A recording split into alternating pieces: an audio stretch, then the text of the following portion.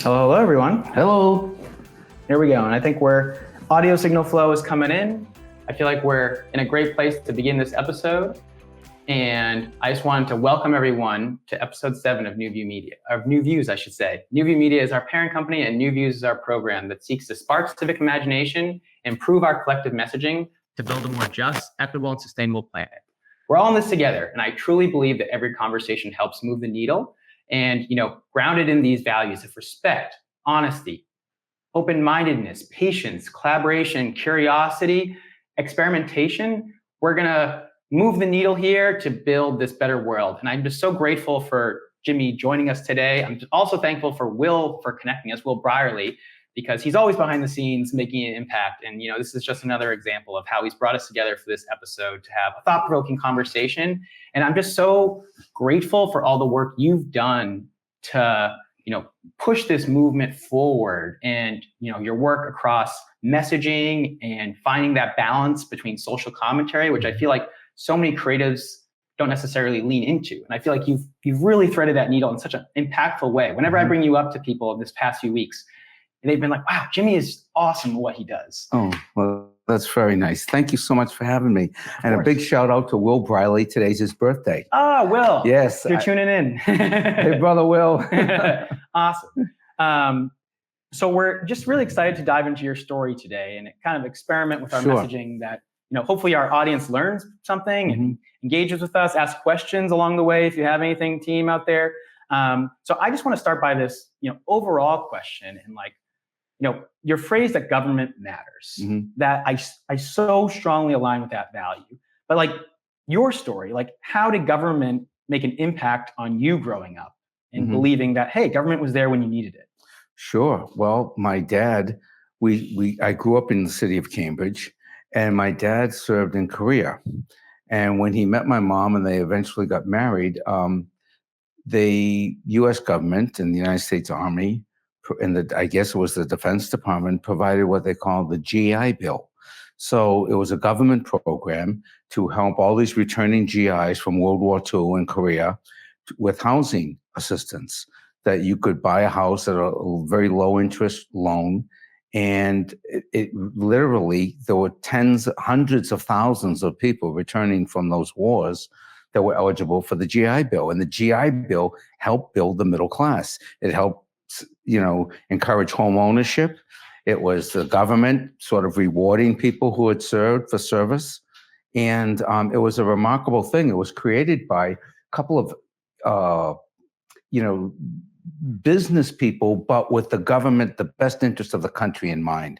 So I believe it was, I think one of the gentlemen, I don't want to misspeak, so I'm not going to say his name.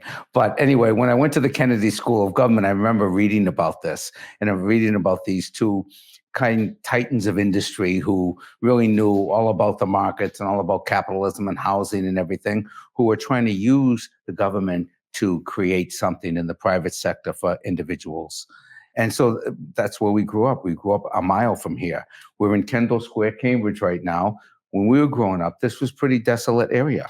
There was one gas station, and it was not a very affluent area or anything. It was, NASA had started to build in this area, but of course you had MIT and you had, Harvard, and eventually it got built up through both government help with the city and the state and the federal government, and also the private sector. So it was a great, private-public partnership right here in Kendall Square, and it's grown to Google's across the street. You're right here. I love being here. This is, the most innovative square mile in the world, on the planet, I should say, is the phrase. Right. And I'm so indebted and grateful for this community. Even this building, 1999, it's been here. MIT technically owns the building, but that combination of collaboration to really build something awesome. I've recently heard the phrase that in order to do anything great, you have to kind of do it together. Yes. And it's such a good symbol of this community, Greater Boston, Cambridge, really leaning into let's do this together. Yes.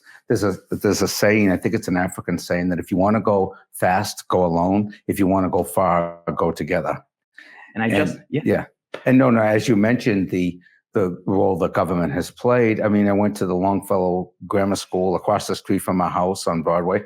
public school, public parks, public roads. My dad was in the cab business, so he owned taxi cabs. So that the public roads were essential: bridges, roads, tunnels, transportation infrastructure that was built. The entire highway system was built by Eisenhower back in the 50s, because initially it was a defense idea. So if the U.S. was ever attacked, we could get troops and armaments from one section of the country to the other. But obviously, it had greater civilian use and market use as time went on. But so the government's awesome when they invest properly and for the best interest of the people. Abraham Lincoln had a great quote. He said, "The role of government is to do for people what they cannot do for themselves, but no more."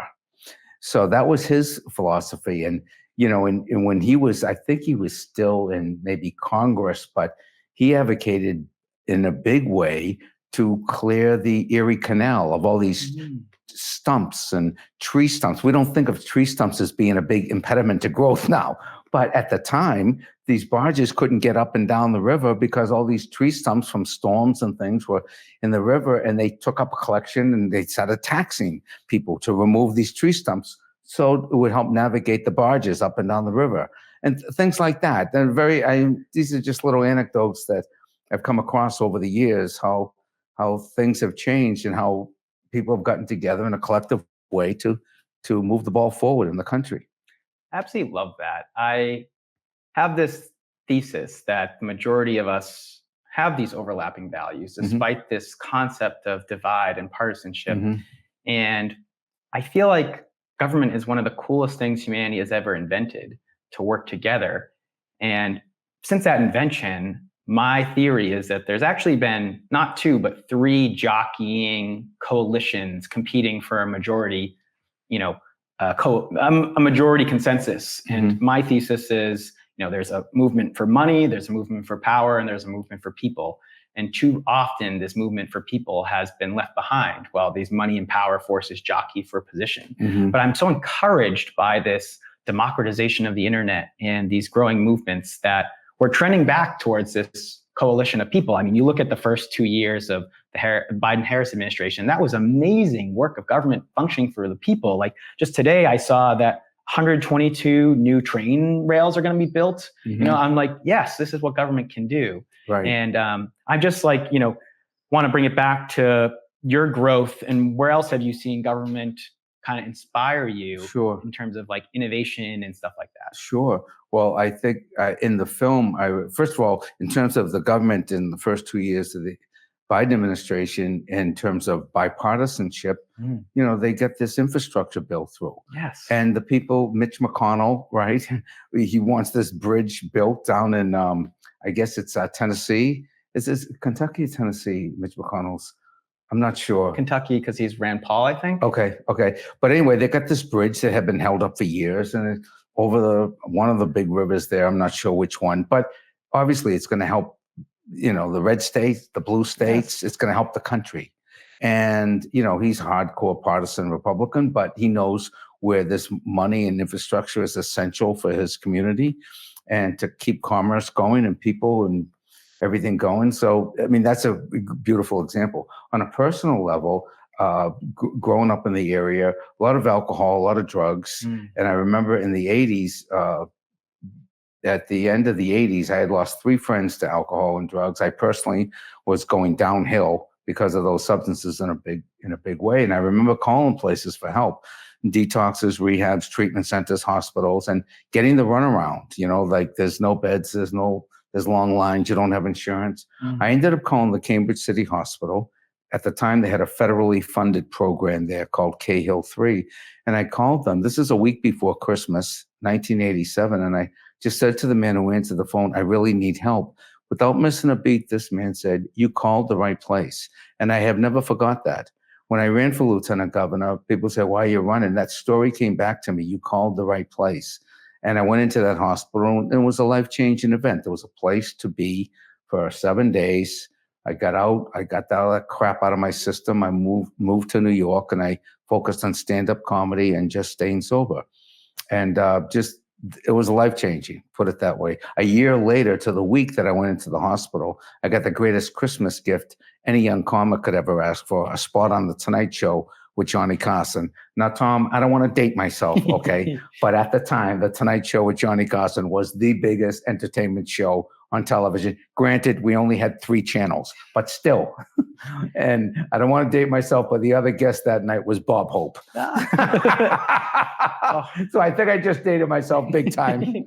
Well, it shows how, you've grown and really the impact you've had since then. Yeah. And I love that line, like, hey, everyone out there, the radical middle, why a comedian would run for public office.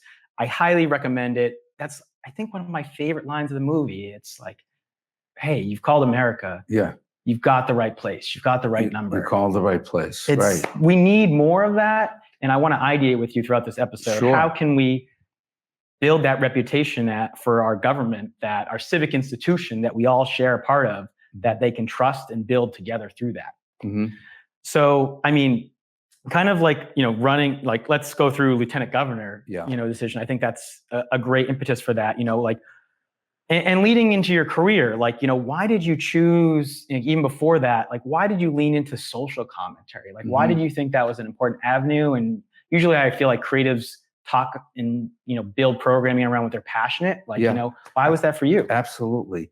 Well, another example of government is in the 70s, you could go to college at UMass Dartmouth, where I went. It was Southeastern Massachusetts University at the time. It was under $500 a semester. Okay. And you could live down there in the dorms for, compared to now, with a meal plan for under $2,000. I think it was under $2,000 for a semester. It was incredible. Tuition was cheap. The government was trying to encourage college. They were trying to encourage higher education. There was investment in it. It wasn't so much about taking out student loans as it was that it was inexpensive. They obviously still had student loans. But anyway, going away to college was amazing because I just got introduced to all sorts of different people and studied sociology and history and political science. And at the same time, Saturday Night Live was just coming online, right? And we would sit around the dorms and we would watch Saturday Night Live, and we would watch The Tonight Show with Johnny Carson, and he would have people like Freddie Prinze on and Rodney Dangerfield and all these comics. And then you had this whole John Belushi Saturday Night Live, the first season. So you had all these young people using comedy and often political satire to make points, to make people laugh. And it was like, wow. And then the movie Lenny came out about Lenny Bruce. And I saw that at college. They had, they showed films at the school. And I saw that movie. And he was another person that really influenced me because I was studying sociology. I was studying history, political science. Growing up in the city of Cambridge, there are so many interesting influences within, a 5 mile square radius, a square 5 square miles that, rich, poor, black, white, Arab, Jew, Asian, Hispanic, all sorts of ethnicities, all sorts of Harvard, MIT, with in between public housing. So MIT is on the border of the local public housing. So obviously it's a low income area with brilliant people. Harvard, the same thing. And so you had a great mix of things. So I took to sociology right away. I got it. They didn't have to explain it to me. It was just, but it was good to have it defined. And the same thing with political science and the same thing with history. And combine that with all those comedic influences that were happening at the same time. I just thought, wow, that would be cool to do comedy. And I didn't, gravitate it right there. But when I got out, up in Niman Square, Cambridge, a Chinese restaurant called the Ding Ho opened up, and they were doing stand-up comedy. And one of my friends from high school was the MC on the Wednesday night, the open mic. So I just had all these ideas swirling around in my head. I was doing song parodies at the time, and I was trying to, do some sort of expression poetry, the cat in the hat, but things like that. And anyway, so this open mic opened up, and I just started going down there and signing up to do the open mic. And I'd go out there like one of the Blues Brothers, right? I'd put a trench coat on. I had a hat, shades. I had a big beard, naturally long hair. I played harmonica, and I was doing all these songs. The test tube baby, I'm a test tube baby. That's why I got the blues. Was a man-made mutation, scientifically abused. I was the miracle of the laboratory. How come I never made 60 Minutes or even the news? So I would do these things, right? And the audience was into it, And I got a job there as the bartender, daytime bartender. And out of that comedy club came a lot of people, Barry Crimmins and Stephen Wright and Paula Poundstone and Dennis Leary and Lenny Clark and Steve Sweeney. And a lot of these folks are still around, and they're all doing really, really well. And a whole industry, organic industry developed. The stand-up comedy industry developed with the role the government played was they had public schools. They had public schools that people could become educated in. They had a middle class of kids and lower middle class and upper middle who were educated, who had the ability to get on stage and take a risk and try to make something up creatively. And they weren't necessarily educated in those fields, but they were educated in reading and literature and essay writing and things like that, just common public school education. But they were able to transfer those skills. Jerry Seinfeld's a great example, and all the comics in New York, but it was very organic. It wasn't planned. And the audiences were reacting to what they were seeing. And the club scene just developed here in Boston, San Francisco, Los Angeles, New York, and the whole scene just developed organically. And it was fairly inexpensive for the club owners to put on, because they were basically bars that's, establishments, clubs, nightclubs. All you need is a microphone and some lights and a stage, and you could put on a show. And so that's how it kind of developed. And there were no rules, and you were free. And we live in a free country, going back to government and the First Amendment. And what makes America a really great country is the ability to express oneself freely. And there were no rules. There were no language rules. You could drop the F-bomb, and unlike Lenny Bruce, when he was dropping it or getting in trouble, and there was people like George Carlin and all these people that came down the pike. So anyway, that's just some examples of how I got into it. I see a lot of similarities to what's developing now through the internet. This freedom to create is now evolving through a publicly created institution. Through our investment into the internet. The U.S. investment led to this beautiful thing that we're talking to our audience. The Defense Department. Yeah. And we're still defending you. Yeah. And I am, it's so cool to hear how this culture was created with a lot of, innovative minds. And I hope that in this studio here that we're developing and trying to bring a lot of creatives together, hopefully, a few decades down the road, we have a similar story and people who are making an impact. And I mean, I feel like we're storytelling creatures. I was just having a conversation with a friend before this, where we can talk data points. I feel like the data points are irrefutable about where we need to go to a degree and what needs to be done from a policy perspective. But unless we tell stories that engage people, which I think you're so great at, we can't get people to buy into, hey, let's do this together. Let's experiment. So, going into the story of your lieutenant governor run, what sparked that? What did you learn from that? Because I feel like that's an awesome evolution to going from creative to hey, I feel I have the courage to go help people. Right. Well, what happened was, because I was in the social commentary vein, of stand-up comedy, trying to be funny, but also to do it well, social commentary, you got to know what you're talking about. You have to do research, and you have to, ideally, you're presenting a point of view, but it's based on fact, so you're not just talking about somebody's hairdo or something, or you're talking about the policies, government policies, and things like that. So anyway, after years of doing that, I at one point I applied to the Kennedy School, and I got into the Kennedy School of Government, which was great. And when I came out of there, I said, I need to do something more than just tell jokes. I just felt most of my classmates were going back into government service or some sort of public service.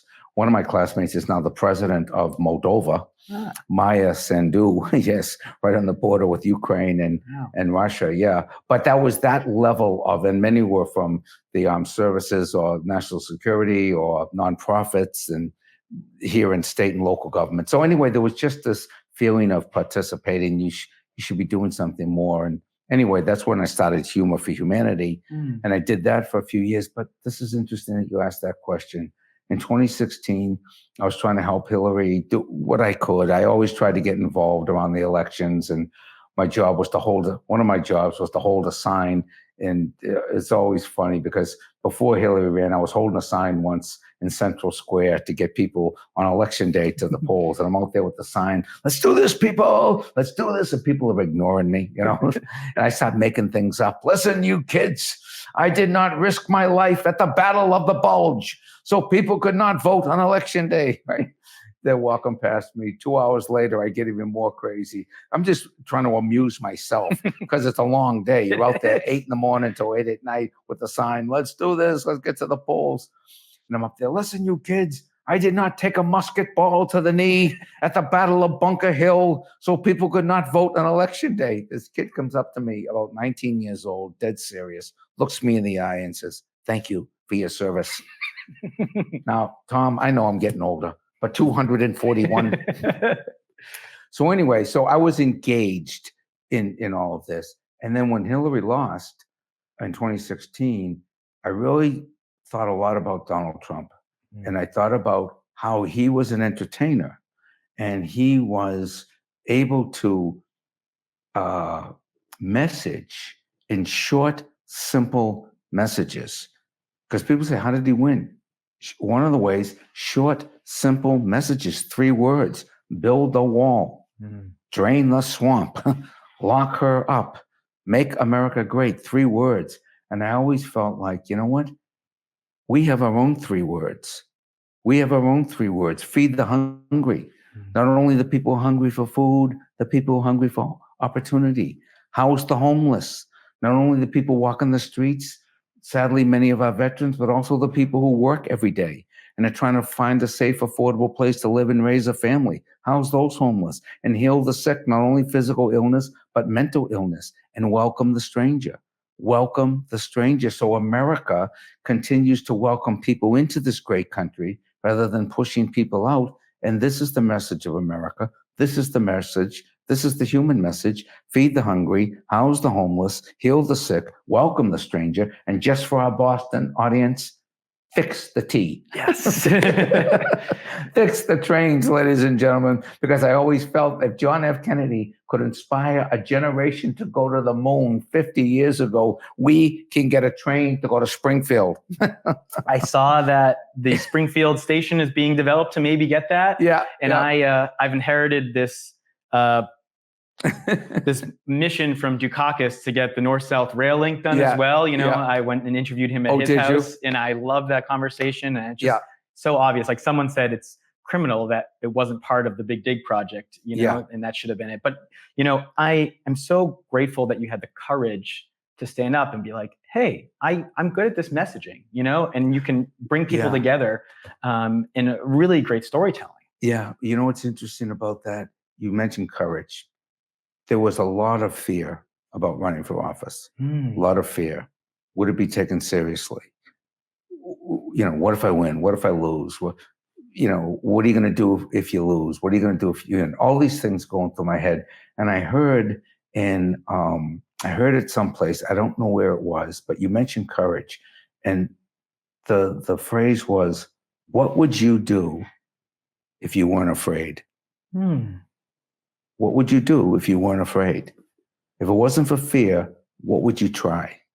And it spoke to me. And I said, you know what? If I wasn't afraid, I would run for office. I would run for office. And of course, there's a big spiritual component to the whole recovery movement. And so, you know, prayer is a big part of my life. Helped me to stop drinking, and using drugs.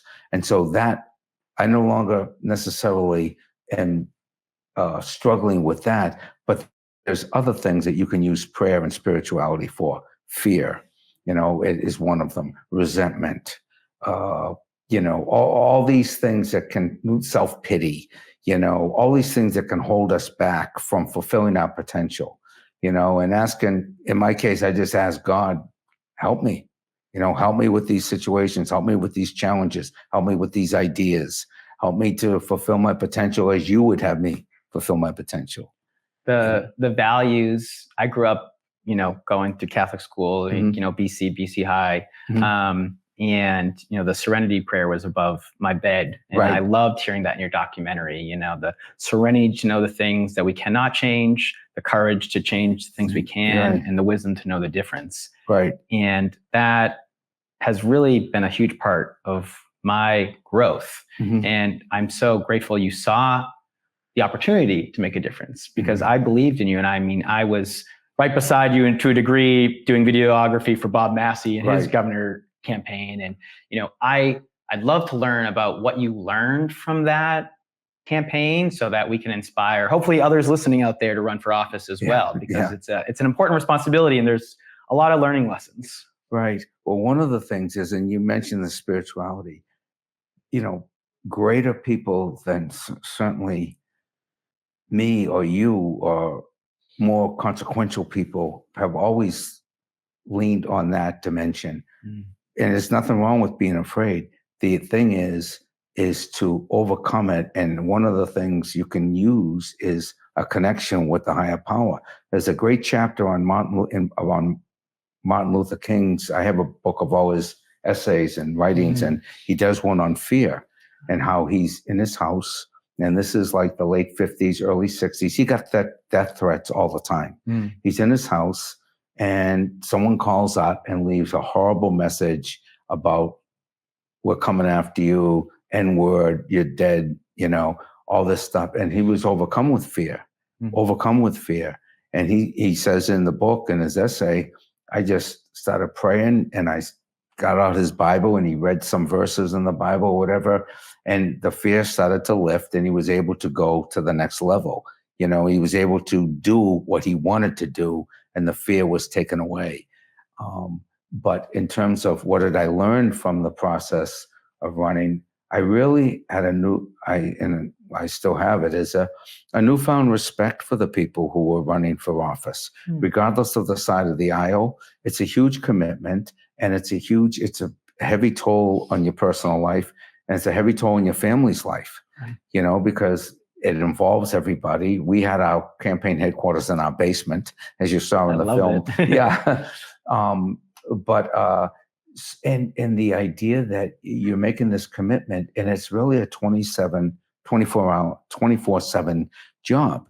Even school committee or city council or anything, local politics, state politics, federal, it's intense. And those people on the top, I can't imagine the intensity that they have to always be on.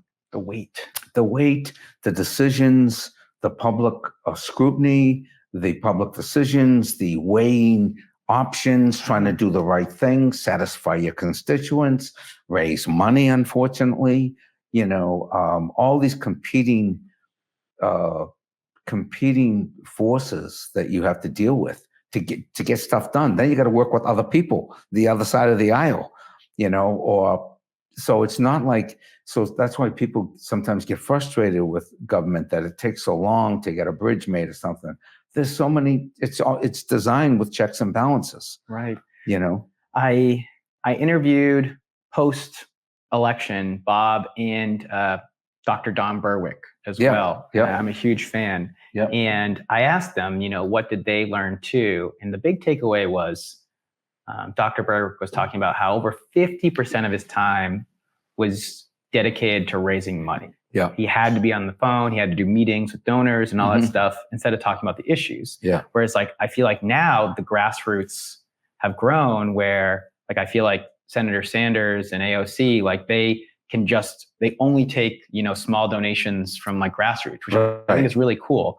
But I would love to get your perspective on how we get big money out of politics. Because I think like someone once asked me, what's the one thing you would change? And I was like, well, I think if we got big money out of politics, that could shift the needle. Like the first video campaign I ever volunteered for was to overturn Citizens United through a constitutional amendment. And I'm just curious, like your perspective on big money in politics and how that kind of maybe distorts who ends up getting to office. Yeah, well, it certainly plays a big role, and it certainly is a huge role in people's time commitment.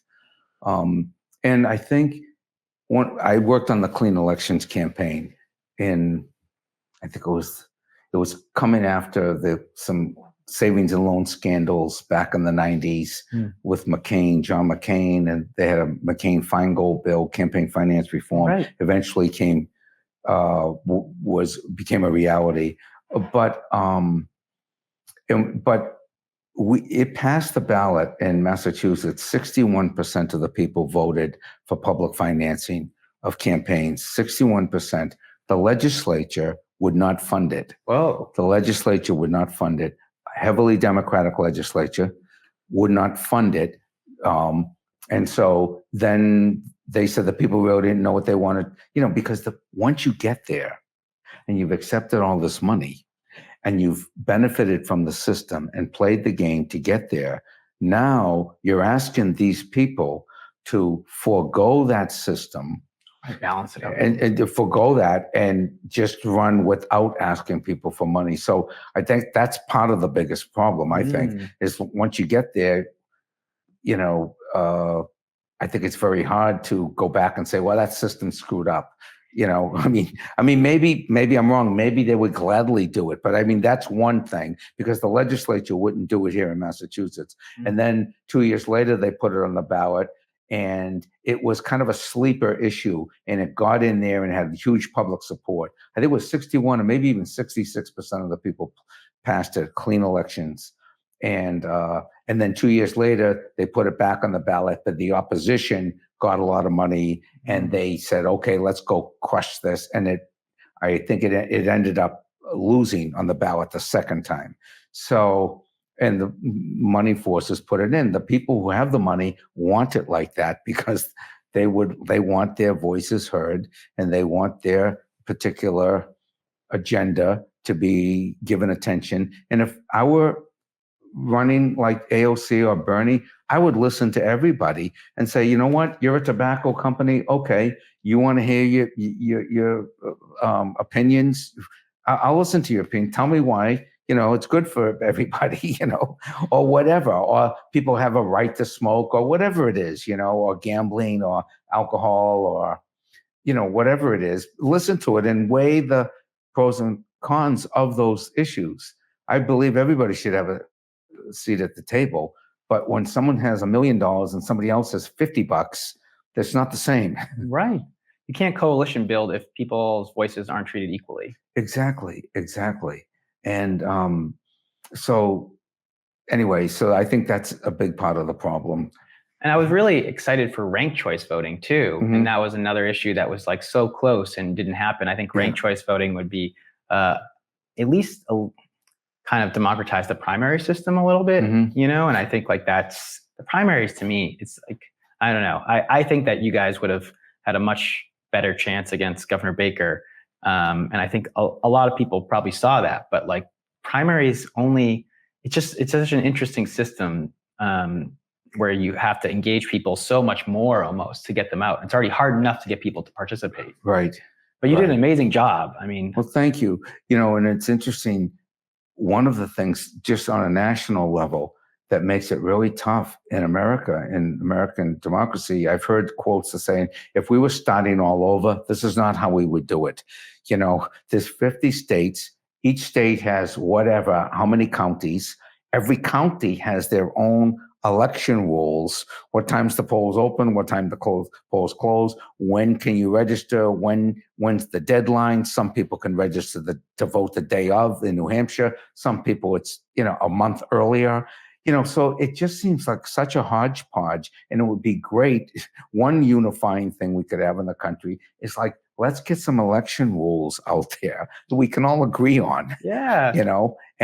And so that's like one thing, but that's a heavy lift, right? Because all these little every state has their own way, like just New Hampshire have to be first because their legislature said in the 50s or 60s, we have to be first. And like the whole country is supposed to go to New Hampshire. And I love going to New Hampshire, but wouldn't it be cool if Mississippi could go first? Yeah.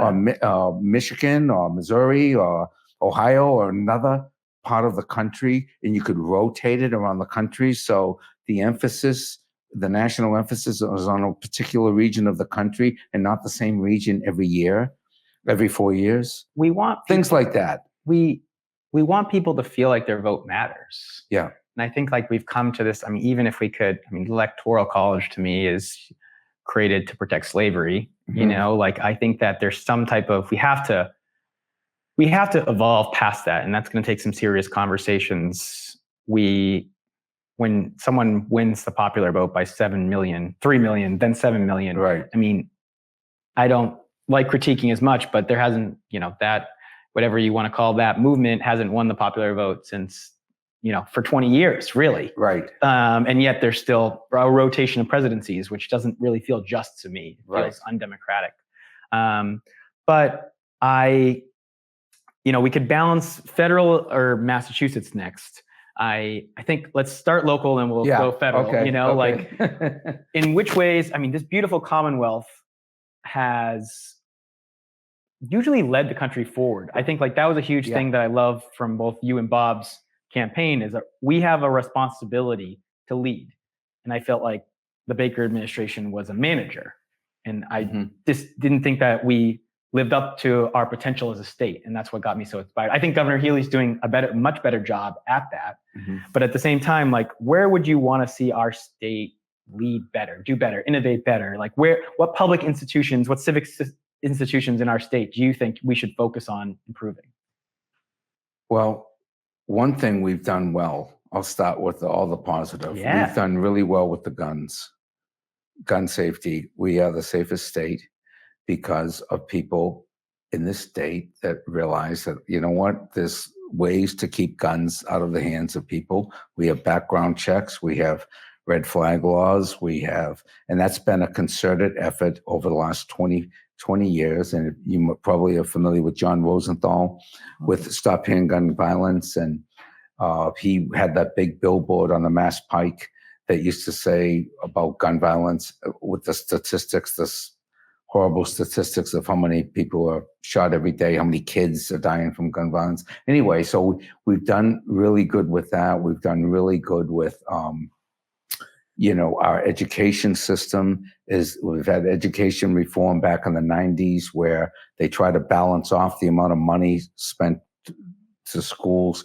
So ideally, the quality of a child's education doesn't depend on the property values of the parents' home. Yes. But for years, that's what it was all about. You got high property values, you're going to have more money for your local school. And if you don't have high property values, you're going to have less money, which is less teachers, larger classrooms, less services, etc.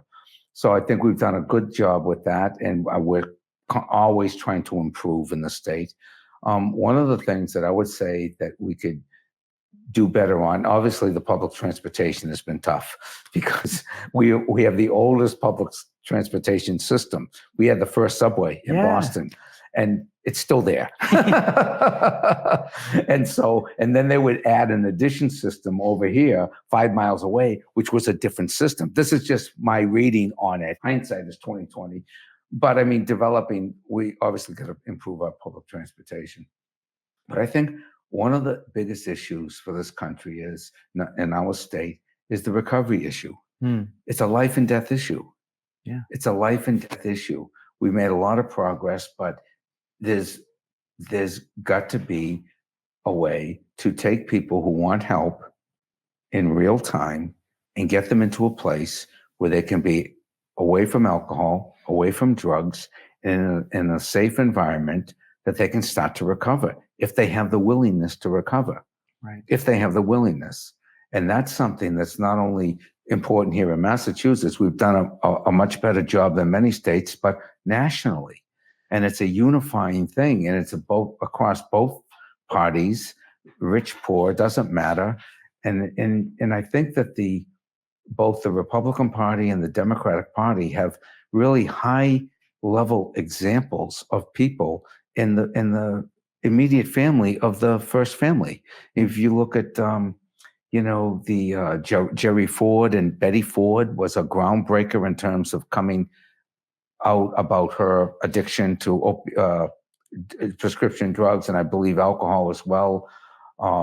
There was obviously the Joe Biden's son, Hunter with his problems. Donald Trump's brother died from alcoholism. His older brother, Fred.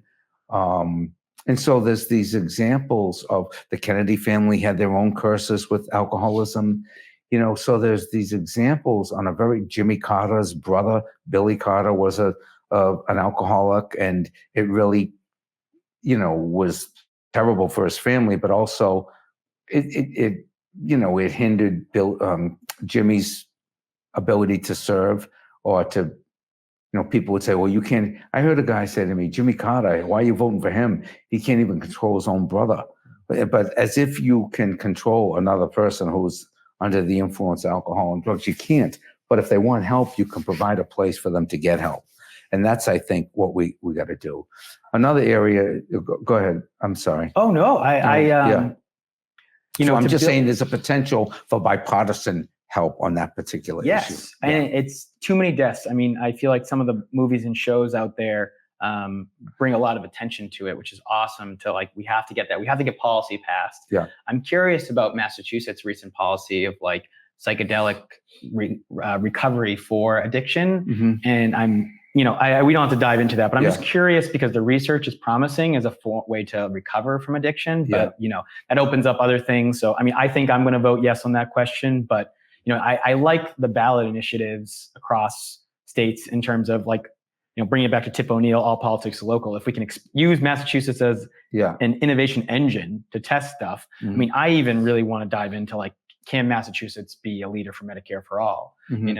I would be curious at some point how we could dive into that. I feel a responsibility that we could do that as being the architect of the last national healthcare bill. Right. But I'm, there's a lot of room for experimentation. Oh, yeah. And I love your line that healthcare is a national offense issue. And this is one of those perfect examples of what you're talking about is we have to prioritize healthcare over other things. Yeah, it's a national defense. Yes. Right. And to your point about Massachusetts being an innovator in terms of healthcare, there's a gentleman at MIT. I'm going to hope I can remember his name. It's not Simon Johnson, who just won the Nobel Prize, but I can't remember his name. He was a big advocate for the public option in Massachusetts. Okay. And Dukakis was a big advocate for the public option. And that's like a stepping stone to something, okay, if you're a taxpayer, and if the average cost of whatever the cost of Medicare is, $5,000 a year to cover a family of four or something, whatever it is, be able to buy into it, buy into that system, so you don't have to necessarily have private insurance, which is more expensive. So there's things like that we could do here. Another thing is the immigration issue. That's a huge issue, and and people see these scenes about the border, and hordes of people coming across, and the chaos. It looks horrible. It's terrible optics, and it's not good for anybody. And we still have to have empathy for the people who are trying to come. And one of the reasons that people are allowed to claim asylum is because in World War II we turned away people coming from Nazi Germany. Right. There was a boat of Jewish refugees called the USS St. Louis, I believe it was. That was docked in Cuba, tried to get into Florida, and the president, I think it was Truman at the time, said no. But a lot of the rhetoric was the same. They're bringing disease. They don't speak the language. They're going to be a hindrance on the schools. All the reasons why you can't take 1,000 people fleeing, Nazi Germany into America was enough to send them back. And they went back to Europe, and many had to go back, and many died in the concentration camps. And so, but and after World War II, we changed that narrative. They said, that's never going to happen again in America. If somebody gets here and is seeking asylum, we're going to take them in. So that's one of the reasons why we have these asylum laws, which is good. But so we have to explain that to people, and we have to set up a way to bring people in and take care of people, and maybe even starting in their own countries, helping there, so most people want to stay in their own country, and the whole issue of war in general and how that's driving people from Venezuela and these other countries south of the border, and the drug cartels and all that. And what is our role in that? We're selling guns in this country, and a lot of these guns are ending up in the hands of the cartels, and it's driving people here, and the drug trade. So there's a lot of issues we got to get our hands on. Yeah. You drew a great line there, and maybe I can draw a great line or a line here as well, which is like, I think strongly there's no such thing as an illegal human. Humans are humans. Yeah. We're all on this planet together. Right. I understand that centuries have drawn nationalized borders, but we share this beautiful planet. I think that I loved your line of that, like, why are we critical of people who want to come here to work? I just think that we're pushing, like, just come and bring and work hard. And that's the American dream. Like, I think there's literally no one here that didn't, besides the few Native American, culture, everyone has come to America and built it. And I love that Reagan line, as much as I am so critical of Reagan, where you can go to France, but you can't become a Frenchman. You can go to other countries, but you can't. But you can come to America and become an American. And that intentionality, like, I'm going to go there for opportunity. That is what our country is founded on. Let us make sure we have that welcoming culture. And, bringing it to war, I truly believe that we can eventually build a planet without war. I think it's a long stretch. We have to put in decades of work, but I think it's possible. And I think that you have to talk about it. We can get there.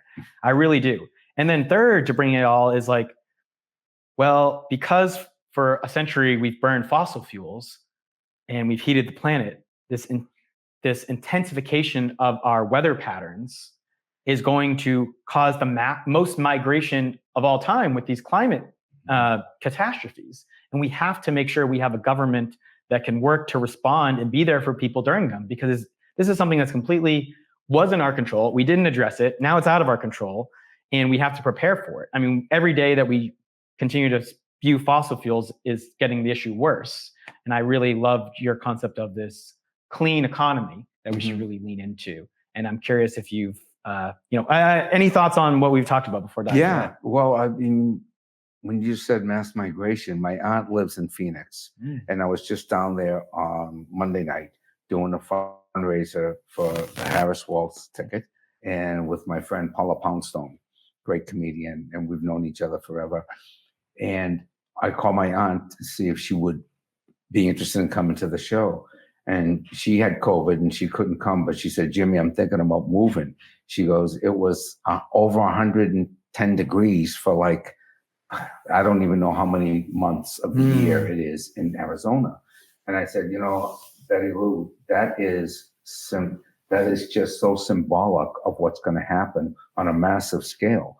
She's just a single person, widow, her husband has passed, but going to move from Arizona, and because of the climate. And that's just one person, and she's not of means, but I can't take the heat. She was working at Home Depot. She said, I'd have to be out there at noon every day. And, it's an outside job. She was working in the gardening section. So, but that's just like one example of somebody that's going to move. And that's going to be repeated on a massive scale. Right. We have to sacrifice profit for problem solving. Yeah, it's got to, yes. And that's why it's so important to vote. That's why the election is so important. That's why government is so important. You need people who like the government in the government. Yes. And if you don't like the government, do something else. Well, I was interviewing someone, or one of our clients runs this Model UN group, and I was part of Model UN. I loved it. Really impacted me. I went to DC for the first time in school, so I love those types of organizations. And he was like, one of the scariest parts of Project 2025 is the concept of removing 4,000 plus civil servants from our government, basically enabling it inept. It's like, imagine that institutional knowledge loss to like remove that. Right. It's just like wows me. I'm like, wow, I'm glad I asked what don't I know about? But I think like setting us up for the federal part of the conversation, I hope that these years are symbolic. We have 1932, 1980, 2024. In my Tip O'Neill policy class, somewhere on this book, I learned about the realignment years of our country. 1932, New Deal. That era was amazing. I mean, we hear this "Make America Great Again." That was when America was its best, when we invested in the middle class and we had amazing social programs.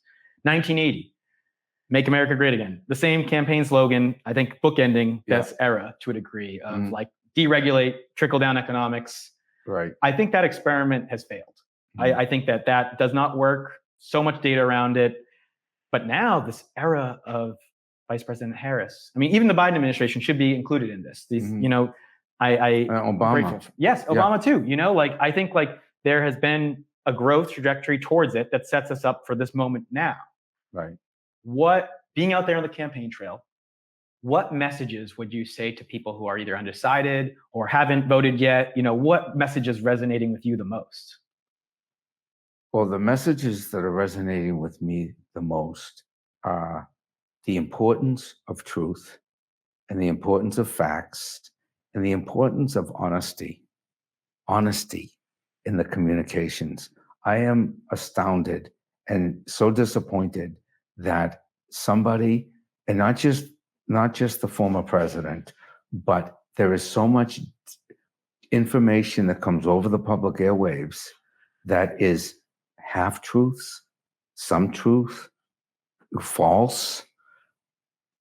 There's no consequences. There's no consequences for it. And you have the former president that his ascendance was based on largely his first foray into politics was about Obama's birth certificate being a fake and sowing the seeds of disinformation and suspects and suspicion with the public and the demonization of the Muslim Barack Hussein Obama, and all of that, and how it went unanswered, and how he was just able to get onto all these shows and just talk about Hillary Clinton, labeling her as crooked Hillary, and lock her up. And I just say that one of the things we have to do with our media and the web, and we have to figure out a way to discern what is true and what is false, and have some sort of consequences for false speech. I'm not saying misspeaking, and I'm not saying making a mistake or factually incorrect about a statistic, but the repeating of lies over and over and over again that are obviously not true, but no consequences. So it's a huge loophole. And the former president found the loophole and he drove a bus through it, and he continues to drive a bus through it. The challenge is it's good for business because these media companies are businesses and their profit model is based on people paying attention. And if something sounds crazy and people pay attention, eating cats and dogs, immigrants eating cats and dogs. That is the biggest takeaway from the first debate. I mean, the Harris, that's like the biggest takeaway. And that's why they do it, because it's nuts, but everybody knows it. And so the business model is based on startling people rather than informing people. And so we have a lot of work to do with our news, but we also have this great opportunity to adhere to the First Amendment, but also the First Amendment for things that are true and real, and not just and some sort of consequences for things that aren't repeatedly, deliberately trying to disinform, uninformed people. I don't even know if that's a word, uninformed. we're lowering their intellect through mislead people. Yes, mislead. Yes. My trajectory of it is like I took a course on talk radio back in the day, and that being like the source of a lot of the Rush Limbaughs, like that that was like a new medium at the time. And that talk radio, those fear-mongering voices kind of stirred up that movement that to a degree propelled the Reagan era, that to a degree propelled the Fox News era, that to a degree is propelling the Trump era. It's like these seeds have been sown. So it's like, how do we almost reseed and re-engage people that, hey, like, let's tone down the not even tone down the rhetoric, because it's an important moment, but like reseed the facts, reseed the hope, reseed the concept of working together. Right. You want differences of opinion. Yes. Okay.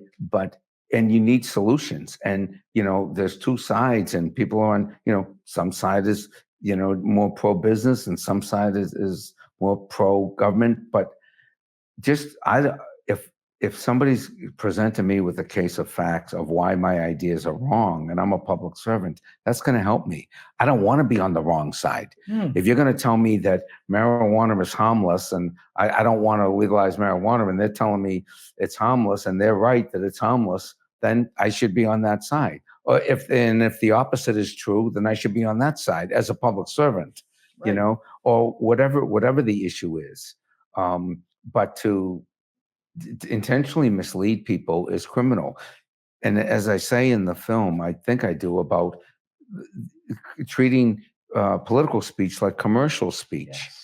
Because commercial speech, you cannot lie about the contents of a product or the effectiveness of a product on television. It is the Federal Trade Commission will enforce penalties if you lie about it.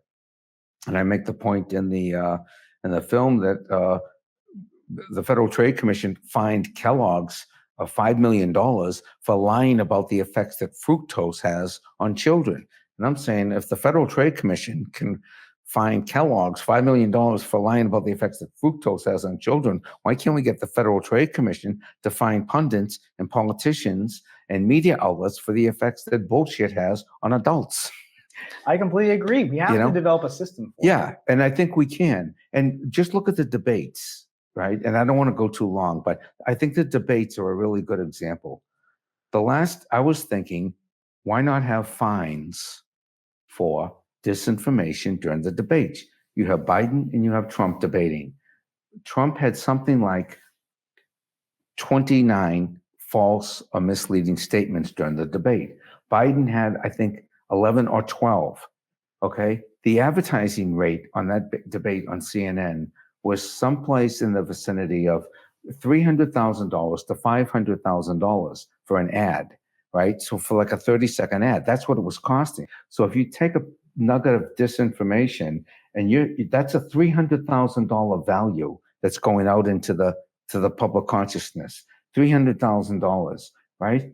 I'm saying, not in real time in the debate, but add it up. Create debates that have like winners and losers formulas. Did you answer the question? Did you stick to your time? Did you, and were you factually correct? And if you have 10 false, misleading statements that you've repeated in other debates or other forums, find the person, not 300,000, triple damages. Triple damages, because as getting back to the money in politics, that's what they pay attention to. They pay attention to money. And if you had triple damages for false statements during a presidential debate, sorry, it would be a public embarrassment. It would discredit the candidate further, regardless of which side. And we would get $300,000. We have $900,000 per lie for the American taxpayer or whoever was hosting the debate. And so that's one thing I've been thinking a lot about. And the other thing is elevating public television and public radio. So it is, because that's not the private sector, that's public, and that's the public good. And balancing out that, the reason talk radio took off like it did, and it was all one-sided, they got rid of the fairness doctrine. Yes. Fairness doctrine. And that was put in right when radio came on and right when television came online. Well, you just can't have one side of somebody saying something and no rebuttal. So they balanced it. So if so-and-so comes on from the Democratic Party and says this about whatever policy, you needed somebody else from the Republican Party saying the counter argument. So the viewer or the listener can make up their mind. And I think we could do that with public television and public radio, for the public good. But so we got some models to recreate and things like that. But I think we can do it. And I just think that the internet, just like you have laws on the highway, the information highway is going to need some sort of rules and regulations. I completely agree. And I love those innovative policies, because it does come down to policy at the end of the day. Is we have to come up with something. I love that idea of a 21st century fairness doctrine, or a fact check or some type of thing. I mean, I even loved the idea of like doubling down on like a PBS, getting a reinvigoration into these public airwaves. I think that we can do that. Because that's their mission. Yes. That's their operating principle, public television. The network television is not, their operating thing is not, it's shareholder, it's for the shareholders. That's why I want to build my media company into a cooperatively owned business model. And I think I heard that. I think Senator Sanders introduced some type of like, hey, let's buy back these newsrooms to like make sure that the journalists own a percentage of it, rather than it being a top-down model, a bottom up, reinvigorating the journalists. I thought that was a really cool idea. Bernie Sanders came up with that? I know that there was a policy as part of the platform, that I thought was pretty cool. And we got to double down on that, I think. And, I'm optimistic that this election is going to go in a way that creates a better world. And if that does, that means that I think that it's more likely that there's going to be people who listen to these ideas, which I'm really excited by. Yeah. And it's not necessarily, whatever happens, Trump has showed us, where we need work. Yes. He showed us he's done service inadvertently to our media, because he's showing us that, oh boy, you can get away with stuff and there's no consequences. And we can't have a long-term society based on things that aren't true.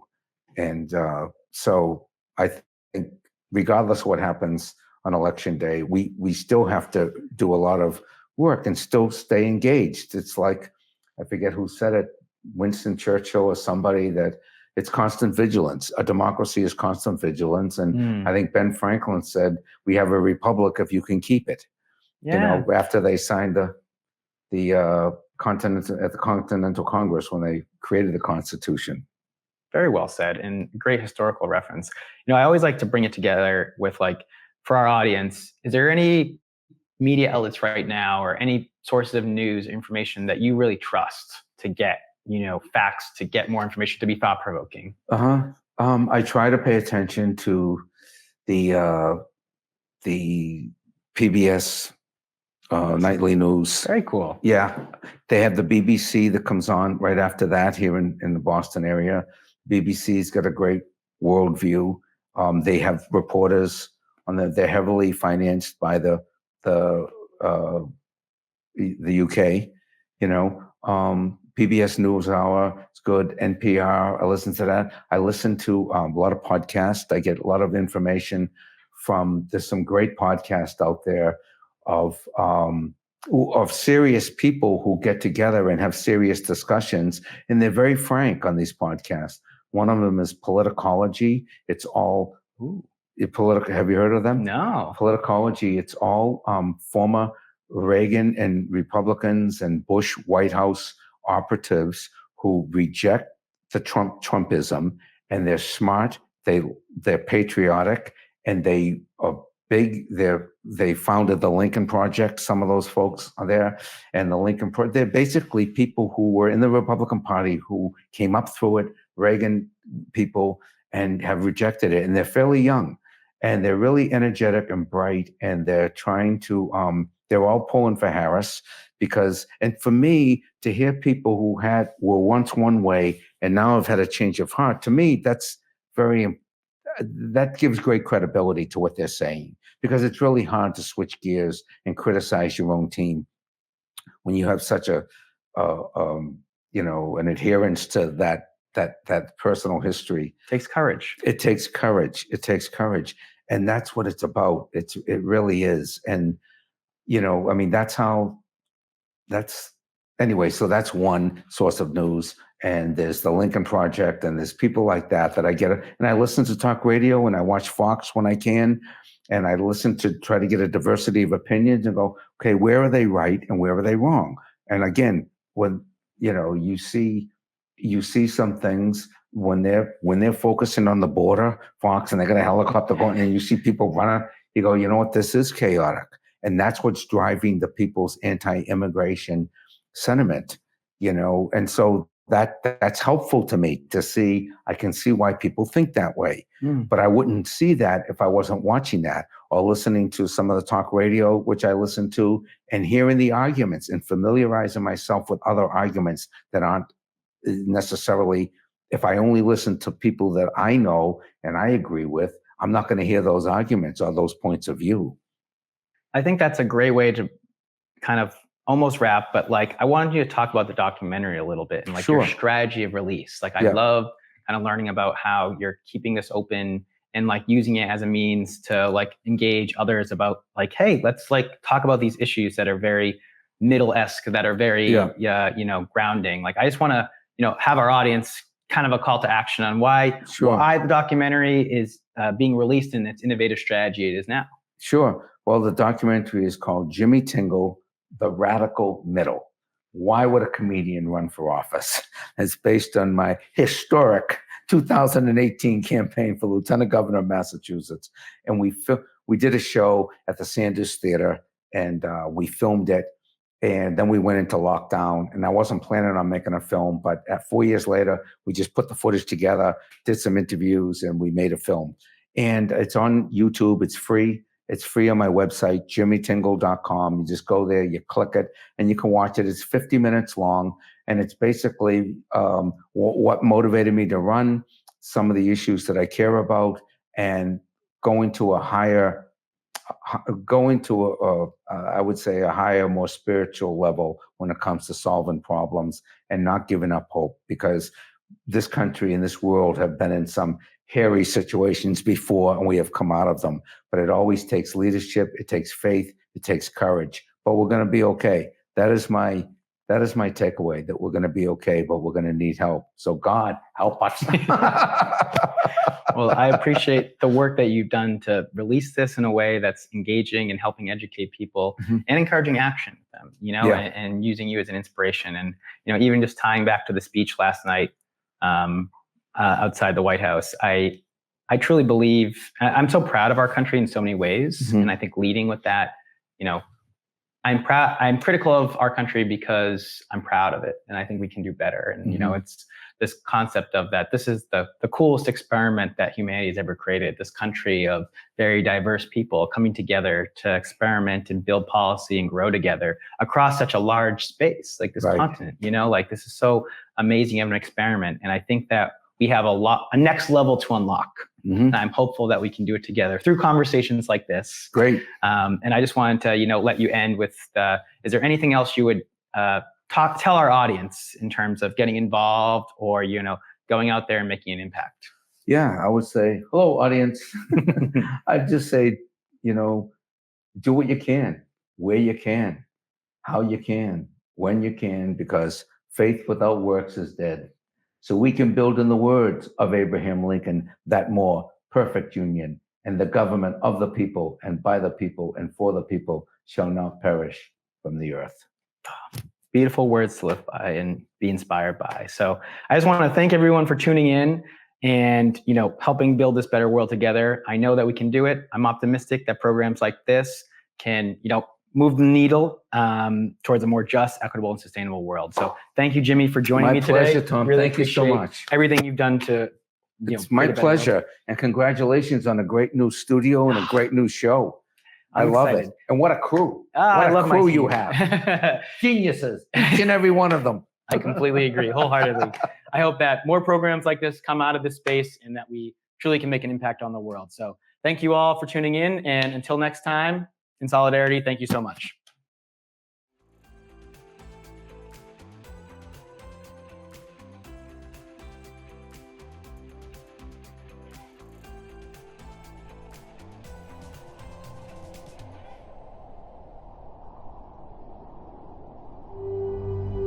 you.